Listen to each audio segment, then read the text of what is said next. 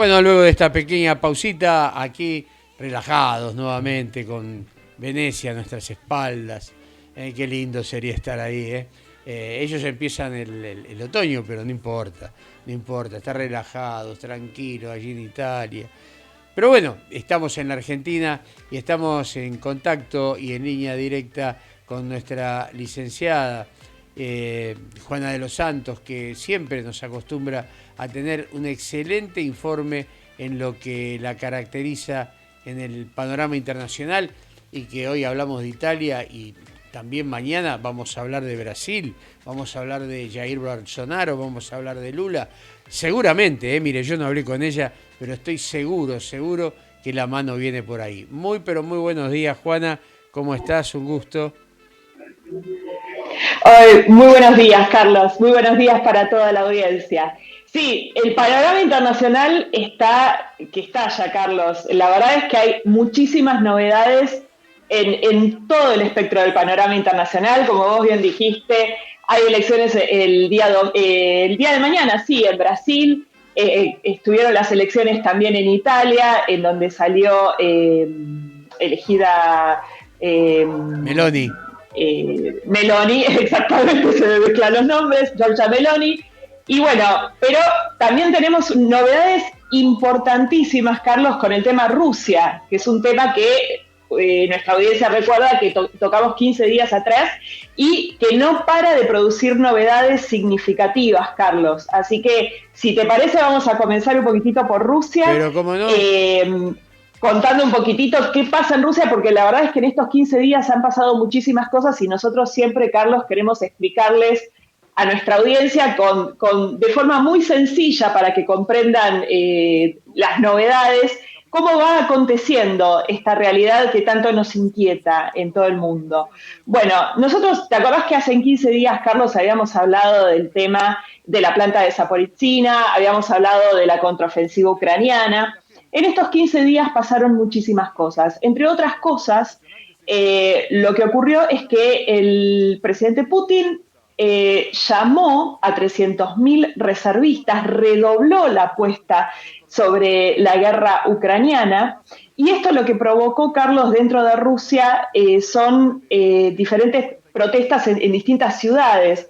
Hoy nos encontramos, Carlos, con un panorama ruso en donde básicamente los hombres intentan huir de Rusia para no ser reclutados por el ejército, porque realmente, Carlos, la situación es muy dramática y se enfrentan a una muerte segura, ¿sí? ¿Por qué decimos que se enfrentan a una muerte segura? Vamos a explicar de a poco.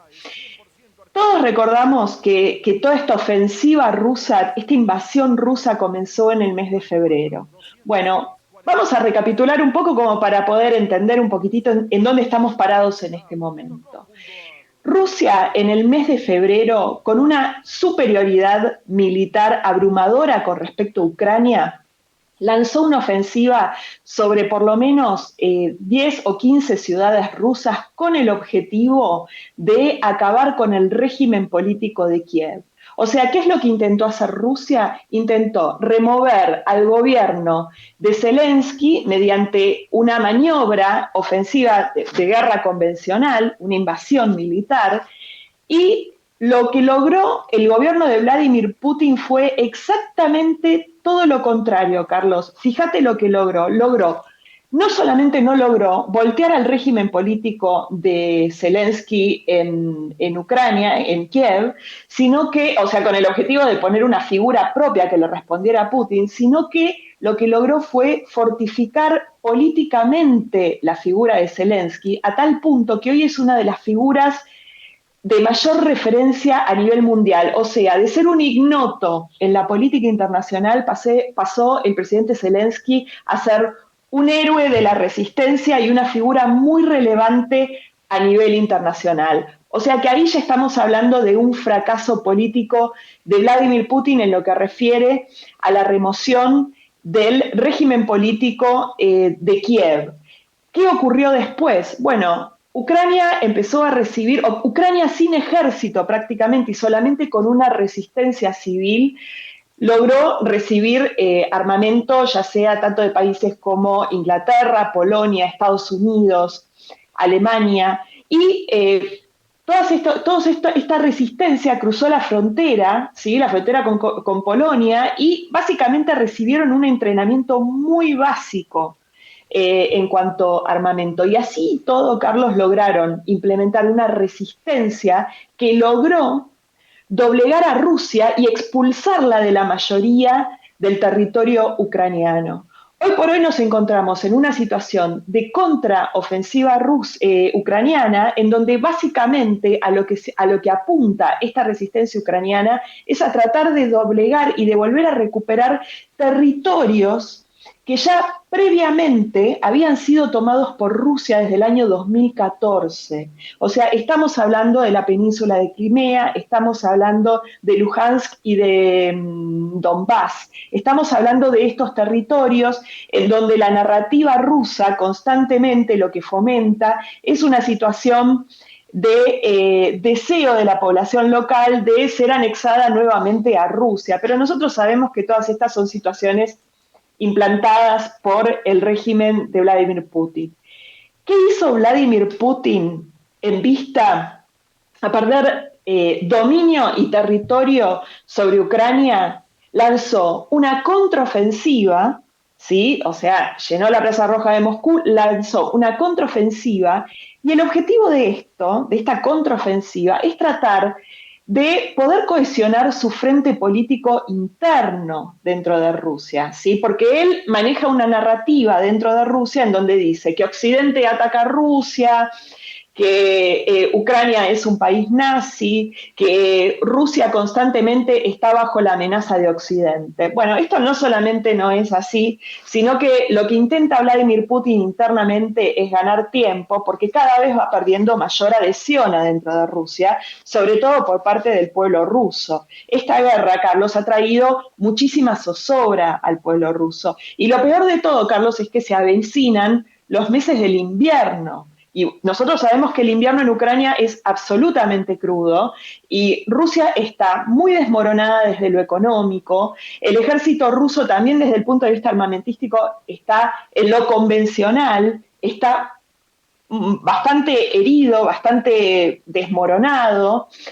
Recordemos que Rusia tiene una dependencia muy grande de ciertos componentes que vienen de países de Europa, que vienen de Occidente, por ahí venían de Alemania para poder apuntalar su cuestión convencional militar. ¿Y cuál es el problema al cual nos enfrentamos, Carlos? Que Rusia tiene armas nucleares. Rusia tiene el stockpile nuclear más grande del mundo y tiene también misiles hipersónicos. Y esto es un problema porque es una amenaza importantísima no solo para la seguridad europea, para la seguridad mundial. Entonces, ¿qué hizo Vladimir Putin en vista a esta pérdida? Llama a una nueva oleada, a una reconquista reconquista entre comillas, del territorio ucraniano. Al mismo tiempo llama a hacer referéndums en zonas de guerra, Carlos. Vamos a recordar lo que hablamos de Bucha, de Isium, en donde hemos encontrado masacres, o sea, que se ha masacrado al pueblo ucraniano. O sea, nadie con dos dedos de frente puede pensar que en condiciones de ocupación militar, de guerra y de masacre se puede llevar a cabo un referéndum en la población para determinar si quieren ser anexadas a Rusia o no. Esa es prácticamente una burla, pero esta es una maniobra de Putin para declarar a estos territorios, al territorio de Luhansk, de Donbass, de Kherson y de Zaporizhzhia, donde está la planta nuclear de la cual ya hablamos, los quiere declarar terrenos, o sea, los quiere declarar territorio ruso para poder intentar amenazar con armas nucleares y con misiles hipersónicos en caso de que la resistencia ucraniana llegue hasta estos territorios y haga caer al ejército ruso.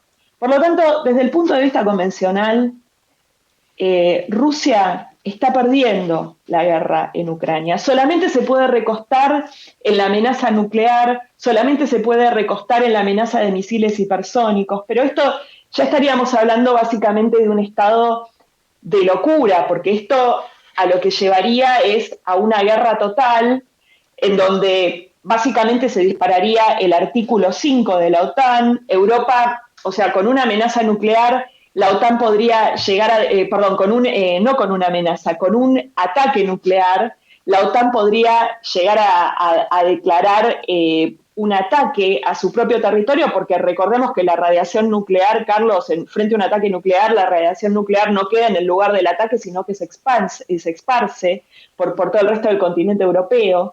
Con lo cual la situación es bastante delicada y bastante desesperante. Pero estas no son las únicas cosas que pasaron, Carlos. Sí, pasaron algunas más, ¿no es cierto? Pasaron muchísimas más, como por ejemplo Dinamarca ha encontrado en estos últimos días de septiembre el sabotaje tanto al oleoducto Nord Stream 1 y el Nord Stream 2. Recordemos que estos oleoductos pasan por el Báltico y desembocan en Alemania. Bueno, básicamente acá lo que podemos decir, Carlos, es que empezaron a surgir acusaciones mutuas, o sea, acusaciones Rusia acusando a Estados Unidos, pero ¿qué pasa? Ya hay indicios, y esto lo dice un ex jefe de inteligencia alemana, que recordemos que Alemania podría eventualmente llegar a ser uno de los principales perjudicados si se corta el gas ruso en Europa. Ya lo que están diciendo en estas últimas horas, Carlos, es que esto puede ser una maniobra rusa en vista a no querer cumplir con determinadas cláusulas dentro de los contratos de suministro de gas ruso que hay hacia Alemania. ¿Y esto por qué? Porque hay determinadas cláusulas que dicen que en caso de un evento de fuerza mayor, si Rusia deja de suministrar gas, no tiene que pagar penalidades. Entonces, acá constantemente lo que nos encontramos es frente a una retórica de Rusia, una narrativa que utiliza para victimizarse y para seguir escalando en esta situación.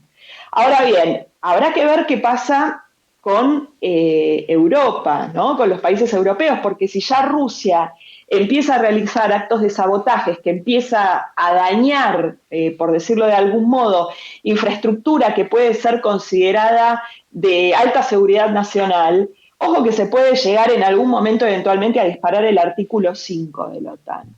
Por otro lado, Carlos, déjame contarte que también ayer hubieron novedades, o sea, hubieron novedades en el Consejo de Seguridad de las Naciones Unidas. Obviamente se introdujo una votación para poder repudiar estos referéndums que llevó adelante Rusia, estos intentos ilegales de anexación de estos territorios ucranianos.